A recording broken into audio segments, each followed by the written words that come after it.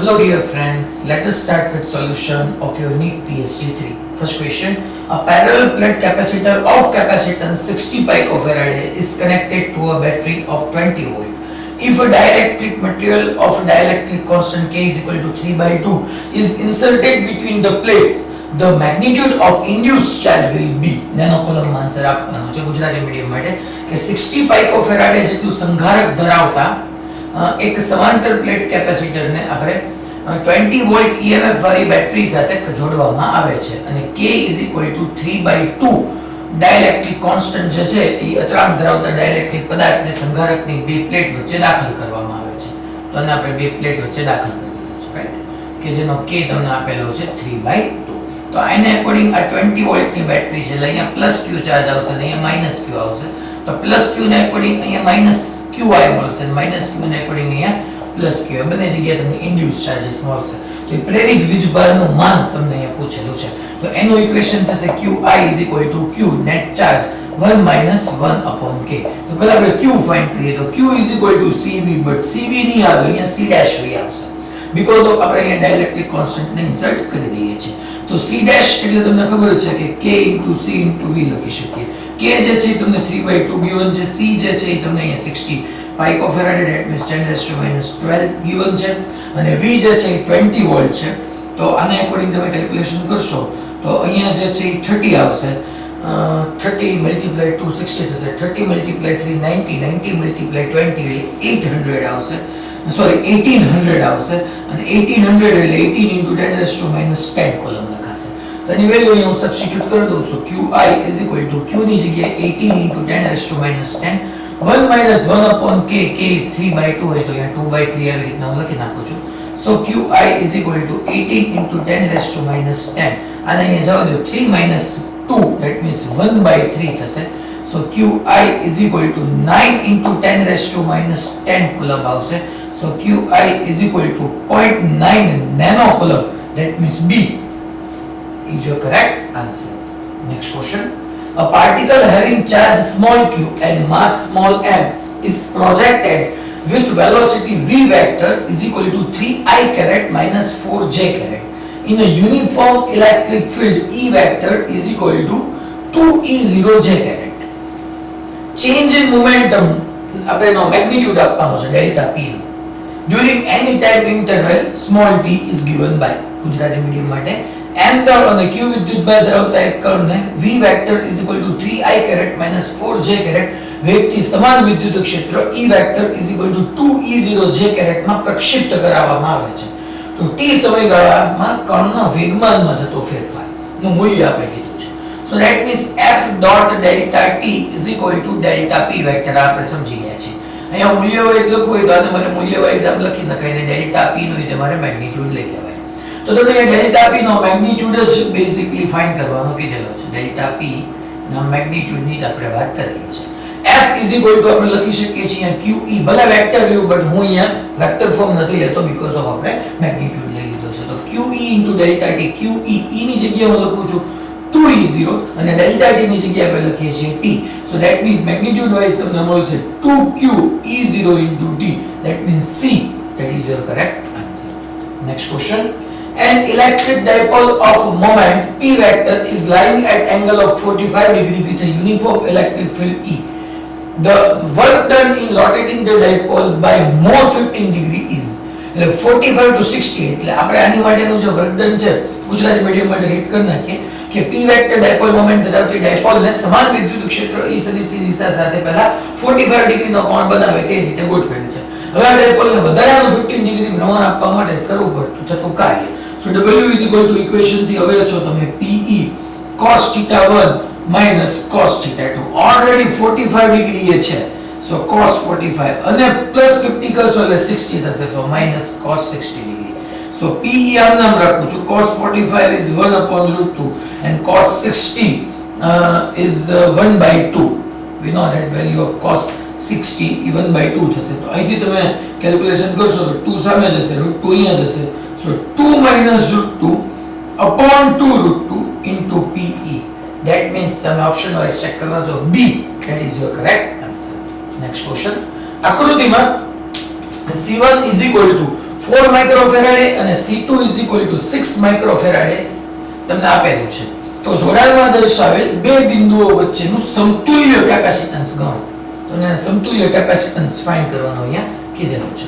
તો સિમ્પલ પહેલા હું અહીંયા એક બેટરી કનેક્ટ કરું આવી રીતની કોઈ પણ વોલ્ટની બેટરી હશે, હું આ રીતની બેટરી કનેક્ટ કરશું તો શું થશે કે આ બેટરીનો પોઝિટિવ ટર્મિનલ છે ઈ આ C1 ની આ પ્લેટ અને C2 ની લેફ્ટ સાઈડની પ્લેટ પરથી કઈ ચાર્જને ખેંચશે, ત્યાંથી પુલ કરશે. બેટરી બીજું કઈ કામ નથી કરતું, એ ચાર્જ જે છે એને ત્યાંથી પુલ કરીને ઓલી સાઈડ ડિપોઝિટ કરવાનો જ વર્ક કરે છે.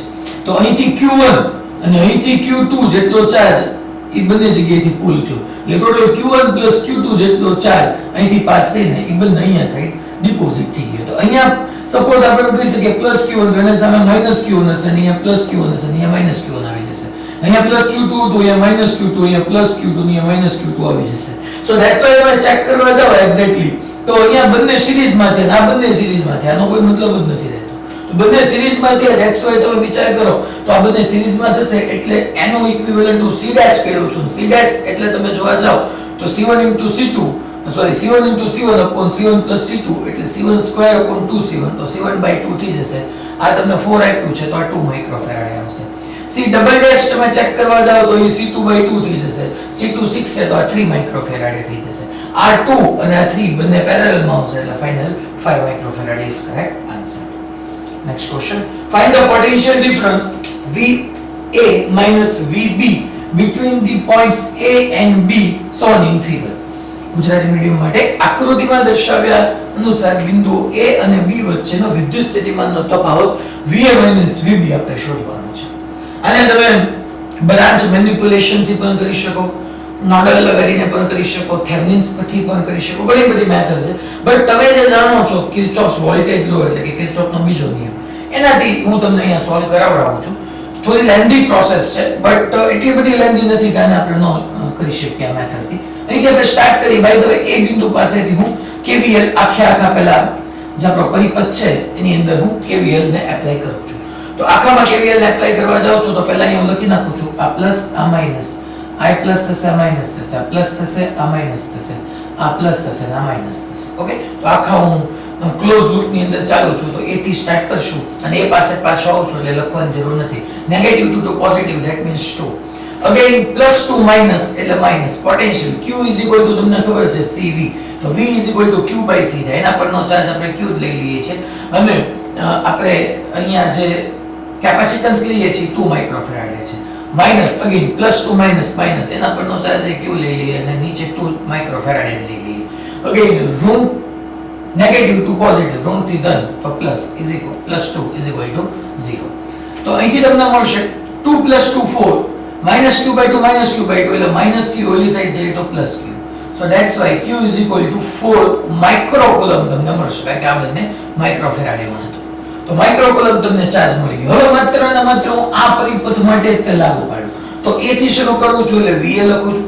અગેન નેગેટિવ ટુ પોઝિટિવ એટલે plus, again plus to minus એટલે માઈનસ અને Q/C Q ની જગ્યાએ હું મૂકું છું 4 માઇક્રો એટલે 4 * 10⁻⁻6 upon C ની જગ્યાએ આવશે 2 * 10⁻⁻6 અને ઇઝિક્વલ ટુ આપણે પહોંચ્યા છીએ B પાસે. સો ધેટ મીન્સ કે ઇઝિક્વલ ટુ લખી નાખું છું VB. A થી શરૂ કર્યું B પાસે પહોંચ્યા. સો VA minus VB ઇઝિક્વલ ટુ અહીંયા તમે ચેક કરવા જાઓ પહેલા આમ નામ તમને આઈડિયા આવી જશે કે અહીંયા +2 છે, અહીંયા 10⁻⁻6 કેન્સલ થઈ જાય આ 2. સો અહીંયા -2 VB. So that means કે VA minus VB is equal to 0. That means C is your correct answer. Next question. Choose correct option if F is equal to 2x square minus 3x plus 2 હોય. એટલે આપણે તમને stable equilibrium, unstable equilibrium, neutral equilibrium એ બધી વાત કરી છે. હવે તમને અહીંયા એના જે ઇક્વેશન આપ્યું છે ઇક્વેશન ની અંદર બેઝિકલી F given છે ફોર્સ. તો ઇક્વિલિબ્રિયમમાં ફોર્સ તો 0 થાય તો આપણે x ની કયા વેલ્યુ માટે ફોર્સ છે 0 થાય છે એ આપણે પહેલા ફાઇન્ડ કરીએ. તો F is equal to 2x square minus 3x minus 2 is equal to 0. Again F શું કામ 0 because of equilibrium સંતુલનની વાત છે એટલે F તો 0 થવાનું છે. બટ x ની કઈ વેલ્યુ માટે થાય તો આને મારે સોલ્વ કરવું હોય તો બેટર છે કે આવી રીતના હું લખું કે -3x એની જગ્યાએ લખી શકું -4x plus x minus 2 is equal to 0. આ બંનેમાંથી તમે શું 2x ને કોમન લ્યો તો અહીંયા શું આવશે x minus 2 પ્લસ અહીંથી કોને કોમન લો, કાઈ ન હોય તો 1 આવે તો x 2 is equal to 0. એટલે બે ઇક્વેશન બન્યા, x 2 is equal to 0 or 2x plus 1 is equal to 0. So x is equal to 2 આવશે or x is equal to -1/2 આવશે. આ બંને વેલ્યુ માટે ફોર્સ 0 થવાનું છે. હવે એમાં પણ બંને given છે, બટ કયો ઓપ્શન જે છે એ કરેક્ટ છે આપણે ચેક કરીએ.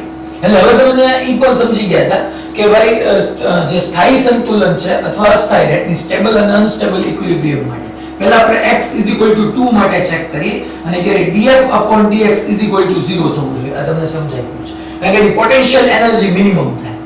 સિમ્પલ છે, કોઈ પણ બોડી જે છે એ પોતાની પોટેન્શિયલ એનર્જી મિનિમમ રહે એવા સ્થિતિમાં એ પોઝિશનમાં જવા માટે જ તત્પર હોય.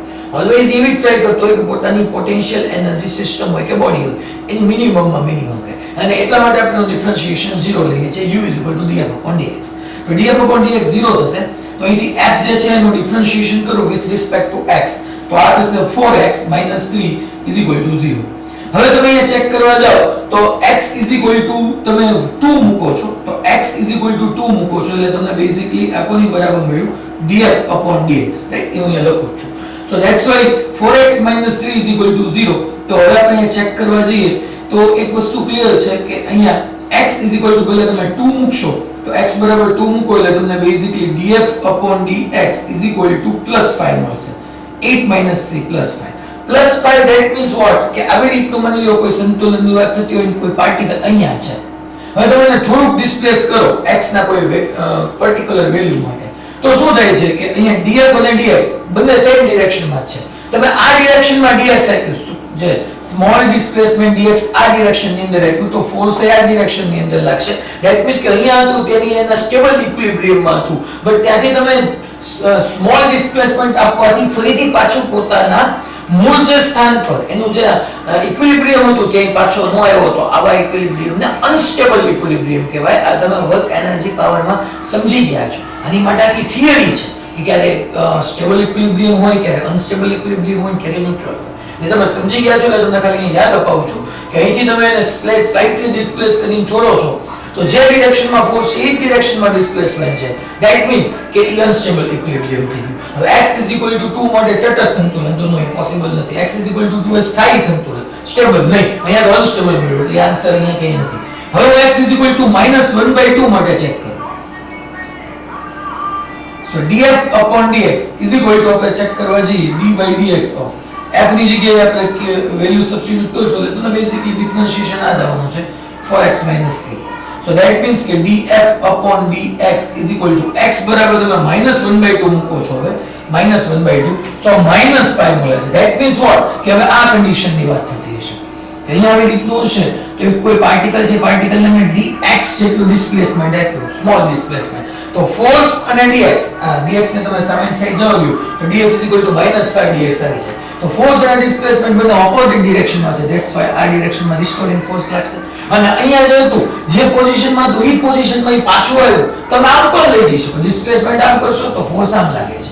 એટલે અગેન તમે જ્યાં છે ત્યાંથી એને સ્લાઇટલી ડિસ્પ્લેસ કરો છો તો અગેન પોતાના એક્ચ્યુઅલ પોઝિશન પર પાછો આવી જાય છે. તો આ ઇક્વિલિબ્રિયમને આપણે સ્ટેબલ ઇક્વિલિબ્રિયમ કહેશું. સો c x -1/2 એ સ્થિતિ સ્થાયી સંતુલન, that means stable equilibrium. That is your correct answer. Next question, નીચેનામાંથી કયો વક્ર y y0 sin omega t -5 ના ડોલરનો સાચો વક્ર દર્શાવે છે જ્યાં 0 is less than 5 is less than 90? Which of the following curves represent correctly the oscillating given by so and so equation? તો અહીંયા ક્લિયર છે કે -5 છે એટલે લેગ થાય છે અને 0 to 90 વચ્ચે છે તો જો આ તો પોઝિટિવ છે, b પોઝિટિવ છે, a પોઝિટિવ છે, લેગ થતો એવો એક જ ઓપ્શન છે જો d. So that means d is our correct answer. -5 એટલે લેગ કરે છે અને બીજું 0 to 90 વચ્ચે છે તો આ તમને આઈડિયા આવી જાય કે d એ આપણો ગ્રાફ થશે. નેક્સ્ટ ક્વેશ્ચન માં જઈએ કે આકૃતિમાં પહેલા ઇંગ્લિશ મીડિયમમાં રીડ કરना કે figure shows two capacitors connected in series and joining to a battery. The graph shows the variation in potential as one moves from left to right on the branch containing the capacitors. Gujarati medium માટે આકૃતિમાં દર્શાવ્યા અનુસાર બે કેપેસિટરોને શ્રેણીમાં જોડીને તેને battery સાથે જોડવામાં આવેલા છે. કેપેસિટર ધરાવતી શાખામાં ડાબી બાજુએથી જમણી બાજુ તરફ જતા વિદ્યુત સ્થિતિમાનમાં થતો ફેરફાર ગ્રાફમાં દર્શાવે છે. હવે તમે અહીંયા જોવા જાવ તો સપોઝ V વોલ્ટની આપણે બેટરી લઈ લઈએ, એટલે અહીંયા પ્લસ V હશે ને અહીંયા 0 હશે, એટલે આ 0 વોલ્ટ ને આ V volt. Left to right તમે જાઓ છો તો પોટેન્શિયલ જે ઇન્ક્રીઝ થાય છે. હવે જો ગ્રાફમાં તમને જોવા મળે કે C1 અમુક પર્ટિક્યુલર ડિસ્ટન્સ સુધી, સપોઝ અહીંથી તમે x જ કીધું ને x છે, તો 0 થી અમુક ચોક્કસ પર્ટિક્યુલર x સુધી પોટેન્શિયલ 0 છે. અગેન જો તમે C1 છે ત્યાં ઇન્ક્રીઝ થયો, પછી પાછો કોન્સ્ટન્ટ થયો, C2 પાછો ઇન્ક્રીઝ થયો, પણ C1 માં જેટલો ઇન્ક્રીઝ થાય છે V1 જેટલો, એટલો બધો C2 માં ઇન્ક્રીઝ નથી થતો. સો ધેટ્સ વાય આ ક્લિયર છે. આના ઉપરથી તમે ક્લિયર કહી શકો કે V1 is greater than V2 છે. હવે Q CV તમે ચેક કરી શકો કે બંને C1 અને C2 છે એ સિરીઝમાં છે, સિરીઝમાં ચાર્જ સેમ રહેવાનો એટલે Q અહીંયા કોન્સ્ટન્ટ છે. સો CV constant. So that means C is inversely proportional to V. તો અહીંયા આપણે ક્લિયરલી કહી શકીએ કે if V1 is greater than V2, so that's why C1 is less than C2. So that means C1 is less than C2. B is our correct answer. Next question. A detector is released from rest over a source of sound of frequency f0 is equal to 10 raised to 3 hertz. The frequency observed by the detector at time t is plotted in the graph. The speed of sound in air is, that means V find કરવાનો કીધું છે તમને, speed of sound in air. એક detector f0 is equal to 10 raised to 3 hertz ની આવૃત્તિ ધરાવતા ધ્વનિના ઉદ્ગમની ઉપર સ્થિર સ્થિતિમાંથી મુક્ત કરવામાં આવે છે. That means અહીંયા ડિટેક્ટર એ ઓબ્ઝર્વર છે, એને મુક્ત કરવામાં છે. ઓબ્ઝર્વર મોશનમાં છે, સોર્સ રેસ્ટ પર છે. ધ્વનિ ઉદ્ગમની ઉપર સ્થિર સ્થિતિમાંથી મુક્ત કરવામાં. તે સમયે ડિટેક્ટર વડે નોંધાતી આવૃત્તિનો આલેખ આકૃતિમાં દર્શાવે છે. તો ધ્વનિની હવામાં ચડે. તો અહીંયા ઇક્વેશન બેઝિકલી શું થશે? F apparent is equal to V plus observer જઈ રહ્યો છે સોર્સ તરફ, એટલે V plus V0 or VO upon V multiply આપણે સોર્સની ફ્રીક્વન્સી લઈ લઈએ છીએ, રાઈટ? અને તમે ઇન્ડિવિડ્યુઅલ બીકોઝ ઓફ અહીંયા આપણે આ ગ્રાફ સાથે જ એને આપણે અહીંયા સરખાવવાનો છે કે F apparent એટલે આપણે F જ કહી દઈએ છીએ. ઇન્ડિવિડ્યુઅલ તમે લઈ જાઓ તો 1 plus V0 upon V into Fs આવું તમને જોવા મળશે. હવે અહીંયા તમને એક વસ્તુ ક્લિયર છે કે આ Fs ને જે મારે મલ્ટીપ્લાય કરીશ એટલે અહીંયા Fs આવી જશે, right? That is frequency of source V divided by V1 અને Fs ને મલ્ટીપ્લાય કર્યું. તો આ ઇક્વેશન અગેન હું આમ લખું કે V0 upon V into આપણે કહી દઈએ છીએ Fs એટલે આ જે છે ઈ સોર્સ ઓફ ફ્રીક્વન્સી છે, રાઈટ? ફ્રીક્વન્સી જે છે ઈ સોર્સની ફ્રીક્વન્સી છે. તો હવે આપણે અહીંયા V0 plus V into Fs અને પ્લસ આપણે Fs. તો y is equal to mx plus c. But x ની જગ્યાએ તમે ચેક કરવા જાઓ તો અગેન અહીંયા આપણને તમને જે ગ્રાફ given છે ઈ f versus t નો ગ્રાફ given છે, રાઈટ? તો હવે આપણે શું કરશું તો કે આ Fs ઈ એમાં કે ચેન્જ નહીં કરી શકે, બટ યસ V0 જે છે ઈ ઓબ્ઝર્વરની તમને અહીંયા સ્પીડ આપી છે અને એને મુક્ત પતન કરીએ છીએ એટલે V is equal to V0 plus AT. AT ની જગ્યાએ minus GT મૂકી દો, minus V કીધો. So V is equal to GT.